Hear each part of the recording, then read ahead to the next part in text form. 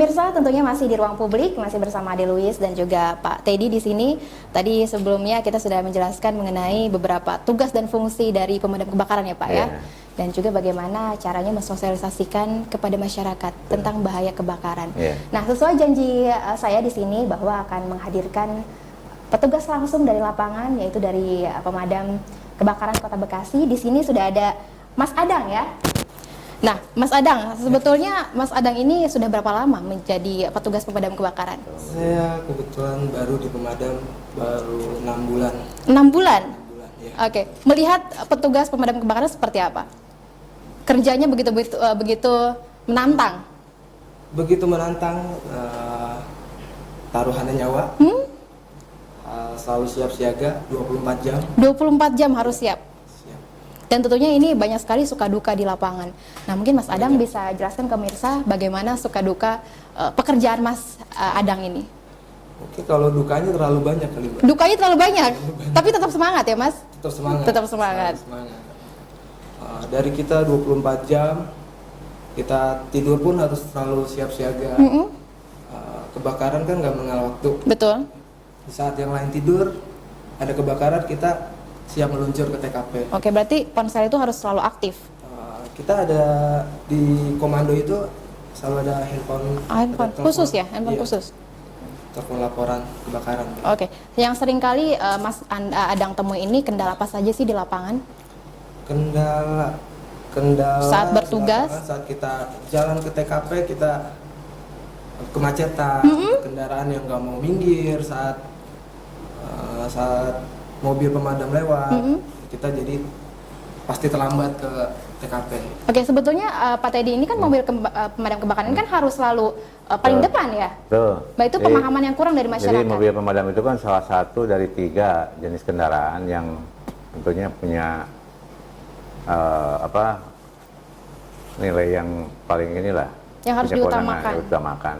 Selain mobil pemadam itu ada mobil presiden, kemudian juga mobil ambulan untuk orang sakit, lain dengan orang meninggal, beda. Berarti orang sakit aja nih. Orang sakit itu yang jadi prioritas untuk menggunakan jalan atau di lalu lintas. Kemudian juga kendaraan lainnya ya, selain tadi yang disebutkan oleh Adang, itu selain kemacetan, itu juga banyak lokasi-lokasi yang tidak yang susah dijangkau. Susah dijangkau, mungkin dari gang ke gang. Kemudian juga kadang-kadang ada perumahan yang masang portal, portalnya portal paten lagi, itu yang kesulitan. Sulit. Itu. Kemudian juga tentunya pemadam banyak yang merasakan lah. Kadang-kadang kan kita tuh sudah berupaya dengan capek dan sebagainya, ngantuk. Tapi kadang-kadang kan sampai ke lokasi masyarakat ada yang ngambek, ada yang ngomel, telat lah. Nah, itu tantangan terbesar, mentalnya harus teruji. Itulah kadang-kadang kan gitu. Jangankan ucapan terima kasih, pulang aja kita mesti diomelin kan. Nah itulah karena ada rumah yang tidak bisa kita selamatkan. Karena kan tujuan kita bukan hanya memadamkan api yang ada di lokasi, tapi juga masih melokalisir lah kejadian kebakaran. Jangan sampai menyebar kemana-mana. Kadang-kadang kan yang malah mati yang punya rumah yang terbakar yang tidak terselamatkan. Gitu kan. Cuma kan kita harus menyelamatkan sekitarnya, daripada semua kena dengan satu yang jadi korban istilahnya gitu kan. Akhirnya kan gitu, jadi mereka pada marah lah sebagainya. Itulah kadang kan hal yang bisa bikin kita sedih juga kan. Ini udah kita capek, udah ngantuk, kesian, dan harus dimarah-marahin oleh warga. Kurang dimarah-marahin, ucapan terima kasih juga enggak, ya kan. Itulah yang sering mungkin yang paling pertama dilakukan mengevakuasi warga, ataukah kita mengamankan jadi zona ke sebelumnya? Mengamankan warga terlebih dahulu? Kita mengamankan warga, setelah itu baru kita menjalankan tugas. Oke, yang sering mungkin Mas Adang ini sering menemui beberapa kendala ya, selain tadi seperti yang Mbak Teddy jelaskan, itu jika ada korban jiwa. Dan kita kan melihatnya harus mau tak mau harus dievakuasi dengan kondisi yang mengenaskan. Nah, Pak Mas Adang sendiri bagaimana melihat kondisi seperti itu? Ya. harus siap. Harus siap kita, walaupun segala resikonya kita harus siap, karena kita harus siap siaga apapun yang terjadi, semuanya kita harus akui. Oke. Dari pihak keluarga sendiri Mas Adang, tentunya ini kan pekerjaan yang sangat beresiko, nyawa loh taruhannya. Nah, seringkali keluarga mengkhawatirkan pekerjaan Mas Adang ini. Bagaimana Mas Adang memberikan pemahaman kepada keluarga bahwa ini adalah tugas mulia? Ya, ini tugas ya harus dijalanin, udah diberi tanggung jawab ya kita harus ngerjain semuanya. Oke, Walaupun nyawa taruhannya. Luar biasa ini pahlawan api, benar ya? Berjibaku melawan api, apalagi di musim kemarau, seringkali banyak kejadian. Baik Pak Teddy, ini pertanyaan terakhir di segmen terakhir dari acara Ruang Publik ini.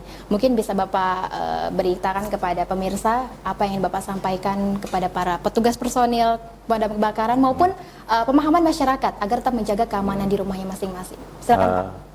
Tentunya selaku aparatur pemadam kebakaran Bekasi, saya berharap bahwa pasukan harus tetap semangat, cermat, jangan sampai teledor dalam bekerja, walaupun dengan segala risikonya, bahwa kita punya pedoman bahwa pantang pulang sebelum padam, dengan taruhan jiwa ya dan nyawa kita harus tetap semangat.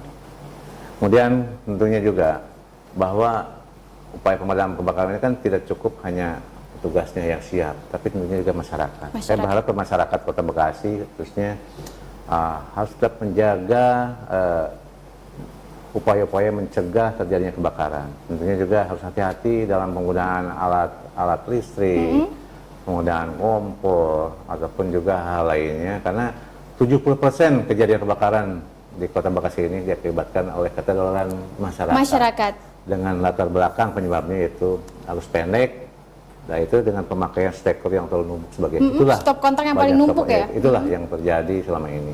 Sehingga kami berharap masyarakat harus tetap waspada dan juga masih menjauhkan diri dari terjadinya bahaya kebakaran. Itu yang untuk para petugas personil Pak, untuk tetap semangat.